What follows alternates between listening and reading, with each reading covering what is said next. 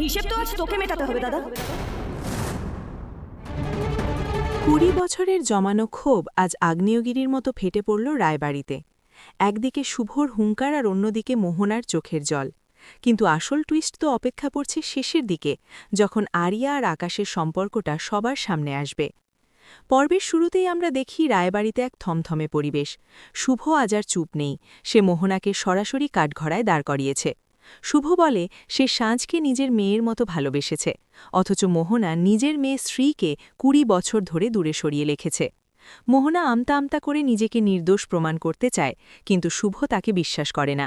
সে সাফ জানিয়ে দেয় সত্যিটা না বললে মোহনা আর তার ভাই আকাশকে সে ছাড়বে না। তাদের দুজনকে দেখে নেওয়ার হুমকি দেয় শুভ। অন্যদিকে আরিয়া নিজেকে আর ধরে রাখতে পারছে না। অপমানে কষ্টে সে ব্যাগ গুছিয়ে বাড়ি ছাড়ার সিদ্ধান্ত নেয়। সে নিজেকে বোঝায় কান্না করে লাভ নেই, তাকে শক্ত হতে হবে। ঠিক তখনই মোহনা এক অদ্ভুত চাল চালে। সে তার দাদা আকাশকে ফোন করে কান্নাজড়িত কণ্ঠে নালিশ করে।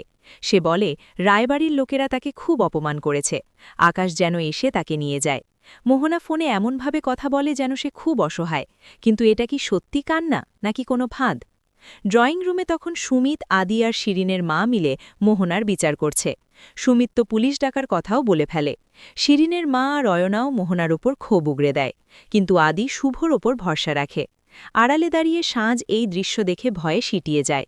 মা বাবার এই ঝগড়া দেখে সে কেশবের কাছে কান্না করে। কেশব তাকে ভরসা দেয় যে সব ঠিক হয়ে যাবে। এরই মাঝে আরিয়া ব্যাগ নিয়ে বাড়ি থেকে বেরিয়ে যায়, কেউ তাকে আটকাতে পারে না। গল্পের মোড় ঘুরিয়ে রায়বাড়িতে এন্ট্রি নেয় আকাশ সেন।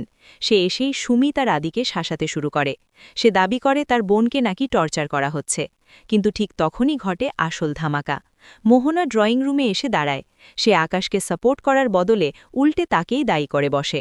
মোহনা বলে, দাদা যা ক্ষতি করার সব তুই করেছিস, তাই তোকে এখানে ডেকেছি। সবাই তো অবাক।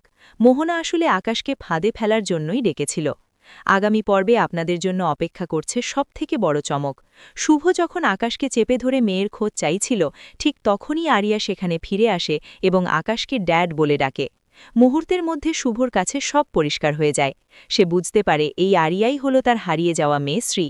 বাবা মেয়ের এই মিলন কি সত্যি হবে, নাকি আকাশ আবার নতুন চাল চালবে? জানতে হলে চোখ রাখুন আমাদের পরবর্তী ভিডিওতে।